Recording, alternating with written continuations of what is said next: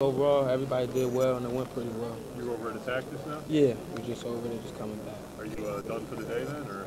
You got little interviews and things with teams set up. 30-minute time slots. You go and they try to learn as much about you in 30 minutes and really see where you fit into the system at. But we did that yesterday, and now today is the bulk of it. We got like 6 of them back to back to back. So it's going to be a real time consumer, but it's going to be well worth it. How are you approaching the draft and your workout schedule? Well, I try to look at it just like a game, just like if I was lacing up for Syracuse, trying to really mentally prepare myself, just like I was going to a game. This is a time in my life where I can really establish myself as a player and as a person. So, I just try to come in and give off the right impression off the bat and hopefully, do well in workouts. Jonny, how do you handle some people question the whole height thing and stuff? I mean, do you feel like that's a knock against you, or how do you handle that? I don't think you can look at that anymore. You look at a guy like Aaron Brooks from the Rockets. He might be 5'8". He went and dominated the Lakers and really dominated the whole playoffs. So, you see a lot of guys. You got Chris Paul, 6 foot. You got Tony Parker, little guys. There's a lot of little guys out there getting it done. I like to say, if you got a big heart, you can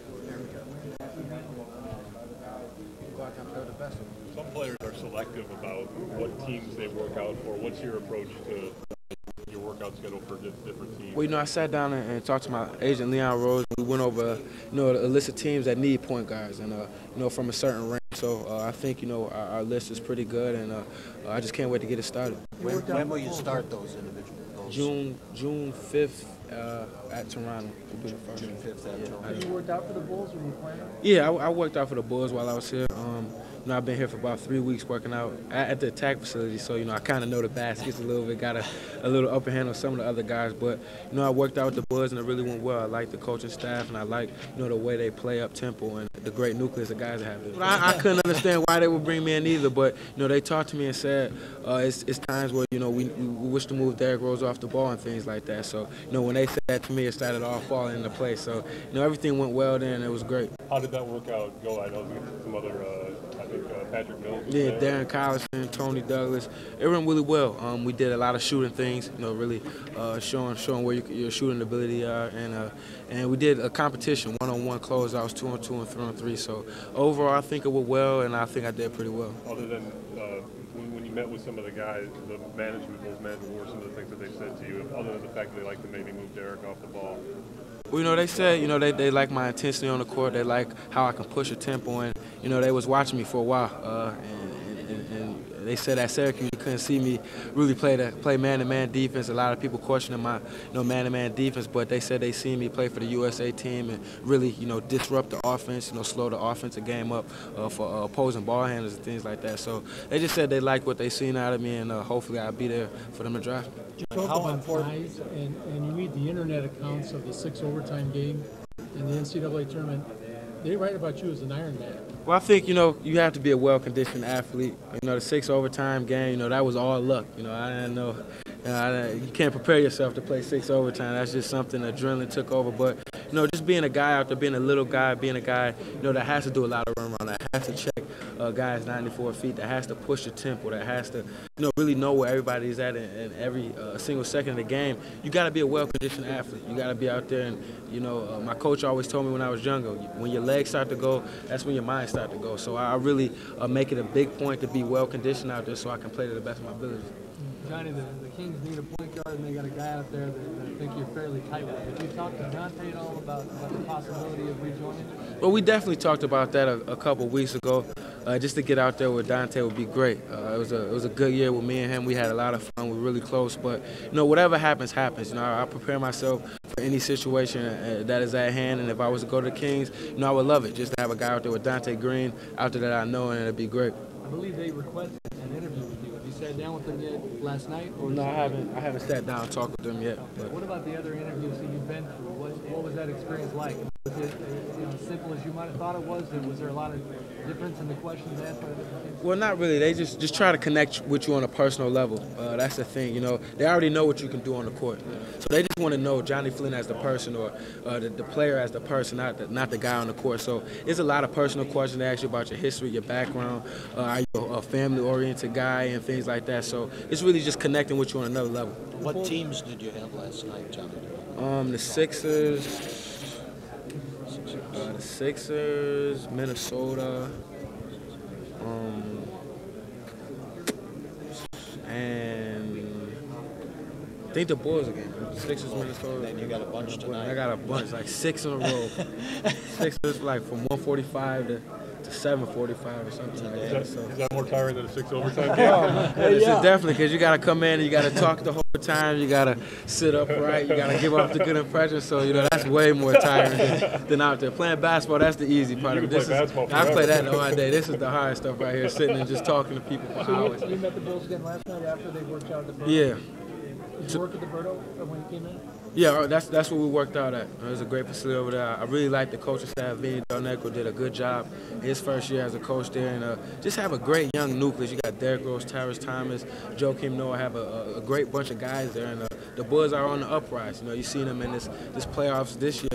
They could have took Boston off, but just to be in a team like that, where they get up and down the floor and on the uprise and the playoff team, it'd be a great situation. Johnny, you talked a little bit about New York. Chicago, what about a smaller market team, say Milwaukee, Toronto, that might have a point guard need? Well, that would be great. Just like I said, there's a lot of teams needing point guards, and I would just be happy to go everywhere. I think I could be a valuable asset to a lot of teams in this league. Like I said, I could bring my energy, my playmaking ability, into every team. So, whatever team it is, we talk about these teams because this is the teams that get brought up. Right. But, a big market, small market, I would just be happy to play anywhere. Being in the top 10, is that important to you? No, I think people get caught up on that too much. I think, you can go in the top 10, but if it's not the right situation or not the right fit for your style of game or your personality, it'd be a long 3 years there. So, whether I was the fall or the mid-first round, late first round, and things like that, as long as I'm in the right system and the right fit, that makes me better as a player and a person, that's what I'm looking for. Was Patrick Beverly in that workout for the Bulls? Yes, he was there. Patrick Beverly was there. Had a great workout. Great workout. Thanks for your time. Good luck. Thank you. Thanks.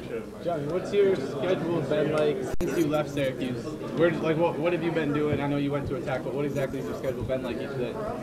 We get up at Attack we get there around 8 o'clock. We work out from 8 to about 10:30, 11 o'clock, and then after that we lift weights right after that, and then we come back at 2 o'clock and work out again. So, basically they just showing us, just the little things. One thing about Tim Grover and the guys up there, they teach you about the little things during the course of the game that go unseen, the things you wouldn't even think of, but that give you an edge in an NBA game. So that's what really helped me out. And what exactly did you say your schedule is going to be like after this pre-draft camp? After pre-draft camp, I know I start working out with teams May 4th at Toronto, and then after that, it's like I go to Minnesota after that, and then I'm not sure after that, but it's going to start really picking up after that. What's it been like having Paul Harris, like high school buddy and college teammate with you? I know he's been working out with you in Chicago too. Well, it's great just to have somebody here in the city let you know that somebody that's going to push you, that's going to work hard, and going to critique you, let you know when you're not giving your full effort, and just to be going through a process like this with a person that I know. We've been going through this for a long time, from high school to AAU to college, and it's just pretty special to be with him, getting on this NBA journey and working out and getting ready together. Talk about, I know he had 2 workouts with the Bulls, and talk about as far as from like his draft stock possibly. I know confidence might have been a big thing for him, but just for people in Syracuse, like how's Paul been doing since you guys have been working out? Oh, Paul's been doing great. He's been out there really controlling, our 3-on-3 games and things like that, and he's really hitting the jump shot consistently. But I think you said it. You hit it right on the nose. Confidence. If a player's out there with a lack of confidence, he can't be half as good as a player that he potentially be. And I think, getting Paul out here and getting his confidence back and going back to the Paul Harris that everybody knew in high school, that was a beast, that was an animal, it's really helped him out. What's it like as far as the atmosphere getting? You see these guys again now. Instead of about to go to college, you guys are all about to go to the NBA. Yeah. Well, it's cool. It's a cool feeling. It's like we all reuniting. Like it's like a big family reunion. Everybody reminiscing on the stories that we had from summer camps and from playing at the USA team and things like that. So it's all fun. We're all in competition with each other on the court, but off the court, it's like a family feeling. We just kick back and just chill and talk about the good old days. A guy like Coach Boeheim, the basketball wizard, he still is going to be Jim Boeheim without Jonny Flynn. He don't need me to be Jim Boeheim. So when he's yelling on me, I know it's only just to make me a better player and a better person. So he's got a bigger temper than Zambrano, you saying? Nah, I don't know Zambrano. How do you throw an umpire out of the game? How do you throw an umpire out of the game? But that was pretty wild though. That was crazy.